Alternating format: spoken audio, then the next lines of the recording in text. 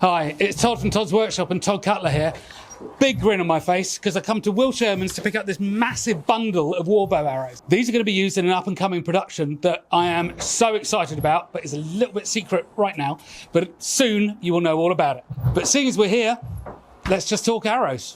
So the first thing I've got to say, Will, this place is magnificent and clearly old. Pretty cool, isn't it? Yeah. So how old? Tell me. 1820s is our first record of it being built. We've got material here from the medieval period. So that beam up there, for example, is from the 1400s, I believe. Right. And the stone is from the priory down the road, 16th century. Yeah. So the actual building is recycled? Yeah, recycled materials, as it was always done. And it's been a farrier's forge forever, and now it's an arrowsmith forge. Yeah.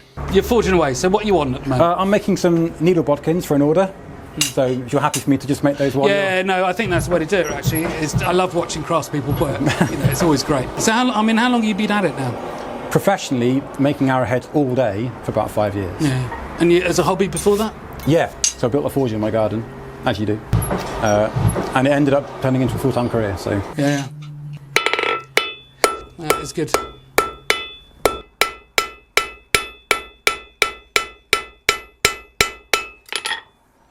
I mean, needle bodkin and short bodkin, like on these arrows that I've just collected. Yep. You know, I can see that they're fundamentally the same sort of thing to make. Yeah.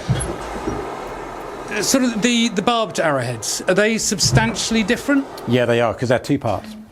Always two-part? Normally two-part. But in general, from the evidence that we've got, they were made with one socket, and then either steel or iron barbs were welded or brazed to that socket. So these ones, absolutely beautiful arrows. We've got wrought iron heads. And that's a mild steel you're using there? Yeah. All right, but a fairly similar carbon content and both fairly soft in the world of steels. Yeah, the big difference for me working with these is that mild doesn't want to delaminate. Yeah. It's a homogeneous piece of material. Has no grain structure. Yeah, there's no grain in this at all, whereas in wrought iron, you can actually see it when you etch it. There's a lovely kind of almost wood pattern effect that you get on those. Yeah. Which is lovely to look at and quite sought after, but it means that when you're working them at very thin thicknesses, they tend to delaminate a lot and split on you. So it's a lot more work, a lot harder to make them work for you. Yeah. So we've got the red on here. Yep. And I've certainly had arrows from you before which have been green. So what's going on with that bit? So the red is kind of my way of standing out from the crowd, really. What we know they did was use a wax and animal fat glue, which goes hard, really hard when you heat it up and let it cool down again. And then we know they put in copper, because the Mary Rose arrows have traces of copper in them. We don't really know why. There's no documentation on why, but the most common theory is that it's an insecticide. So when they're in storage, feather mites and things don't eat them and make them useless. Yeah. They're also really good to look at, and there's perfectly every chance that they were using them for colours, because they look amazing. Well, I mean, colours must have been an issue, actually, because whenever we see manuscripts, you always see them with white feathers or whatever unmarked. But, you know, we know it. If you just shot half a dozen arrows into a field, you don't know which are yours and which are your friends. Exactly, yeah. So they had to be marked somehow. Yep. They had to be. We've got drawings of cresting on them, so they've got individual patterns on, and you've got... I thought that was a modern thing. No, there's a 14th century tapestry that shows the cresting on them, and we've even got drawings of them with colours spliced into the feathers. Ah, okay, I've done that before. And things, yeah. I've fletched my own with yeah, they were definitely doing that for decoration, yeah. I obviously do a lot of work with crossbows. I did some tests with a feather fletch bolt, and a wood fletch bolt. And there was a very slight difference, but the wood fletch bolt did not go as far as the feather fletched.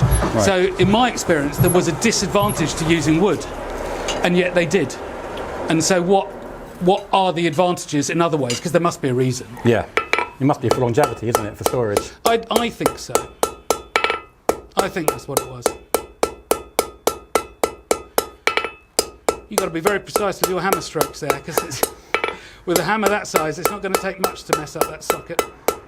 I've done a few of these now. So we've got the binding on here. Yep. And it's a silk binding. Yep.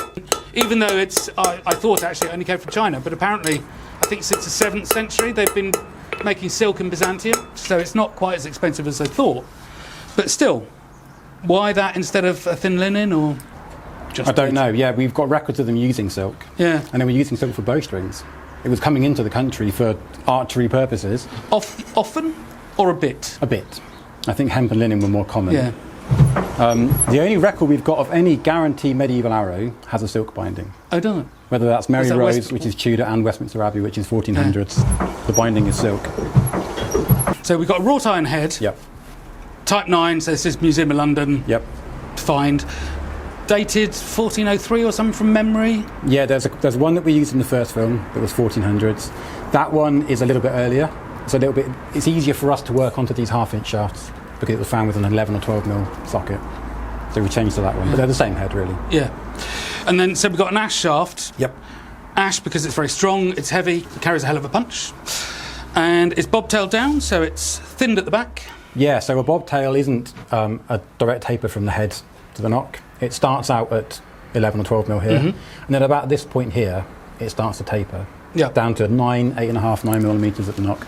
So it's parallel for the first third or so. Yep. And then starts to taper down. Yep. Horn insert in the knock, so Yep. that's there basically to take the force of the string pushing up the back of the shaft, trying to split it open. Yeah, before they did the horn, they had these kind of bulbous knocks. Because there are drawings of them being used. Oh, okay, then that's interesting, because I knew that they used the bulbous knock. That was for instead of reinforcement. Yeah, they just get a little bit awkward on the fingers. As the bow weights go up, that needs to be an easier way of shooting them. So it they doesn't work take anymore. that bulbous knock down and put a horn insert in there instead. Yeah.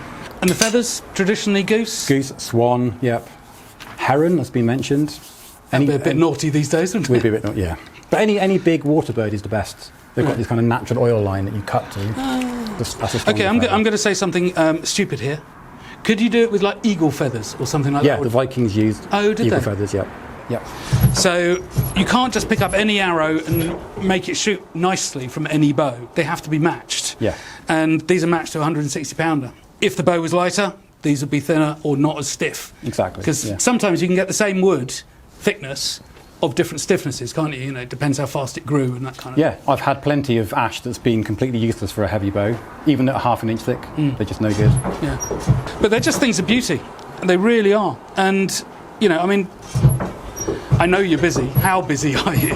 I'm done for the year. I'm booked Really? up until December. Really? You know, just arrows and arrowheads. You know, I'm the same. I've got a long waiting list. And I just find it really odd that a job, which is frankly redundant 500 years ago, is still keeping me going. You know? Yeah. I shouldn't have a job, and yet I do. And it amuses me every day, you know? No, thank you so much for taking the time, Will. You're welcome, always. It's been a pleasure, and thank you for these.